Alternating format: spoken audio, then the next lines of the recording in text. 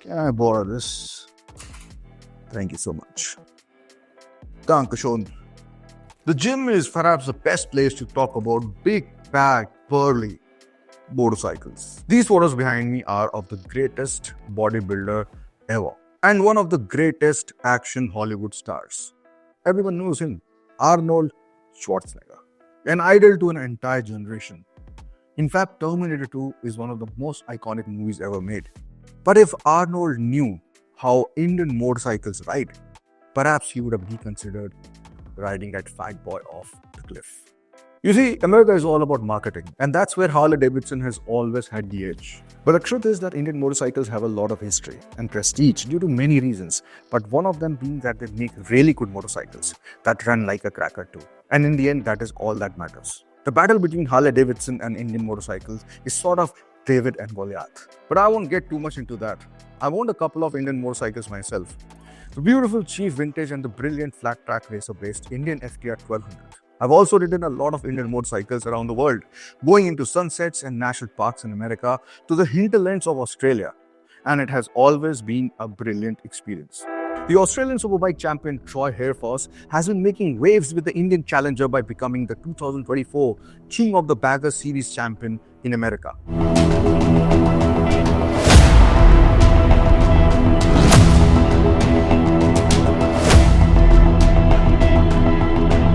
Normal mortals like you and me probably can only dream of riding a behemoth like this that way.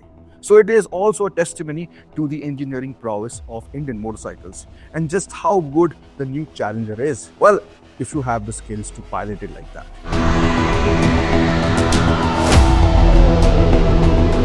The Indian Challenger Dark Horse Edition is what Batman would pick should he wear a tuxedo and wants to go in a bit more relaxed into a fight. It is what John Wick would pick to ride away into the sunset after he gets a new dog. And it's kind of what I would pick too if I had to make a statement that exudes power, eccentricity, style and a no-nonsense attitude.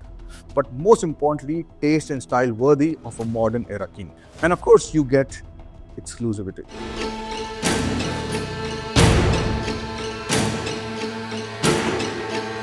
I like my motorcycles light, nimble, fast and beautiful. And for guys like us who like to really treat their motorcycles as extension to their body, it is sacrilege and bordering on being offensive that we would consider big burly motorcycles. But ever once in a while comes along a motorcycle which fits in that perfect description of what we don't want, yet becomes so desirable by virtue of the sheer beauty, road presence and the enigma surrounding the motorcycle brand itself, that it becomes almost impossible to resist the urge to swing our leg over it. An Indian Challenger is just that.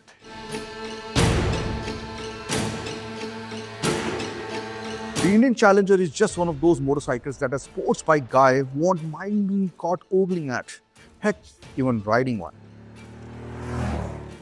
The Indian Challenger has been referred to by some as an American sports bike and a cruiser hybrid. American V-twins have always followed a tradition, but Indian motorcycles go out of the way to break the tradition every once in a while. They did that with the FTR 1200. A motorcycle so different from the rest of the stable that it did not feel like an Indian motorcycle at all. A motorcycle that we owned and enjoyed in xBhp for many years. The Challenger, which was first seen in 2020, is also Indian's first fixed fairing bagger. It has a new liquid-cooled Power Plus engine. It makes a lot of torque like all Indian motorcycles do.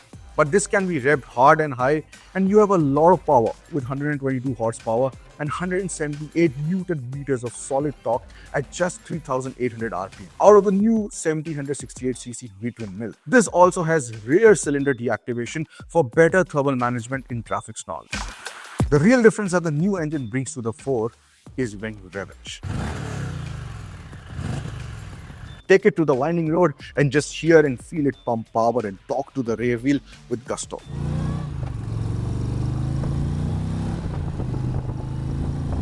Unlike other similar motorcycles that offer a certain resistance when revved over 3,500 to 4,000 RPM, this engine lets you cruise to the 6,500 RPM red line like it's just another day.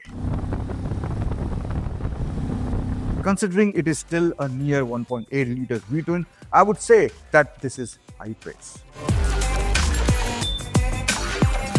Coming out of corners, you can grab a handful of gas and the Challenger Dark Horse surges ahead like a motorcycle that does not weigh close to 400 kilograms. The electronics help too.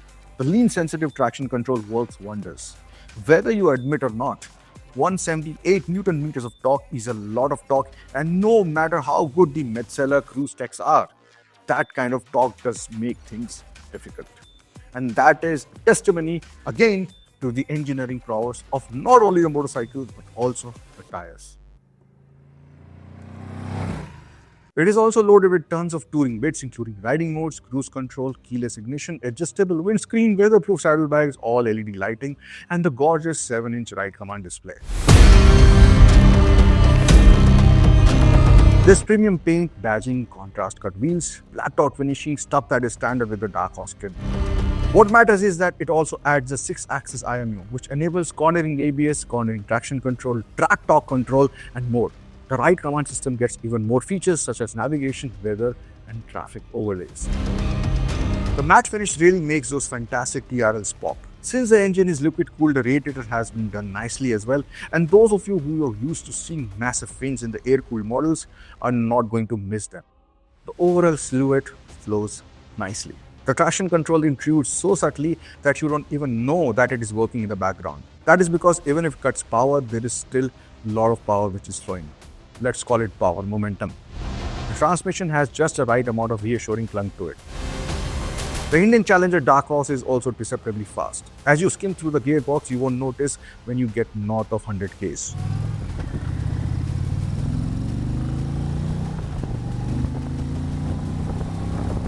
Motorcycles like these are not aimed at carving corners, but we are just saying that it can.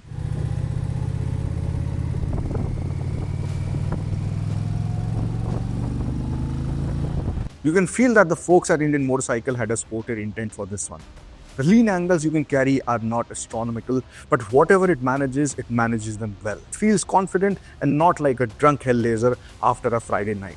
The only exception being if you're riding out of the Sturgis Rally, which is the biggest motorcycle rally in the world.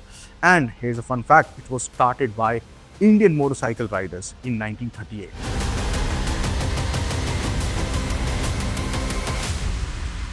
The brakes do a stellar job considering the inertia resulting from the weight and the speeds it is capable of. In fact, I tried my hands on, knees with a cheap vintage in a parking lot in Sydney, and I wouldn't say that I would like to do that kind of risk-taking activity again. The suspension too is nice and progressive. It is compliant enough for bad roads as the Challenger Dark Horse simply glides over those. Yet the system has enough firmness to support some spirited riding. We love Indian Motorcycle for giving this one more cornering clearance than some other of their motorcycles because this chassis deserves it. It is a fantastic tourer, but if you find the right kind of road, it does not inhibit some degree of fast fun either. Ergonomically, there is not much to talk about when it comes to motorcycles like the Challenger Dark Horse. The seat feels like a beautiful plush recliner and there is ample room for you to lay back like you're watching television. If I absolutely have to point out something, it is a reach to the handlebars. Not a problem for everyone, but shorter riders may feel a little stretched out or have to scoot up long seat a little. The windshield works fantastically and the luggage space you have with the hard saddlebags is enough for a week-long holiday, if you do not plan to do your laundry. The ride command system is loaded to the brim and there are a lot of things missing here. We had it not for too long and we wanted to enjoy riding it more than fiddling around with the wizardry it is capable of. We have been fans of Indian motorcycles since a very long time. Well, with the Indian Challenger Dark Horse, Indian motorcycles are absolutely quashing the notion that baggers and big cruisers can't turn, or they have wooden brakes, or they feel like driving a truck with a handlebar. This is a proper modern motorcycle and very capable one around the corners, while retaining the old school V-twin charm. If you honestly ask me, if I had the money and the inclination to buy a big cruiser, I would definitely go for the Indian Challenger. And I think you would too, once you actually see it in flesh.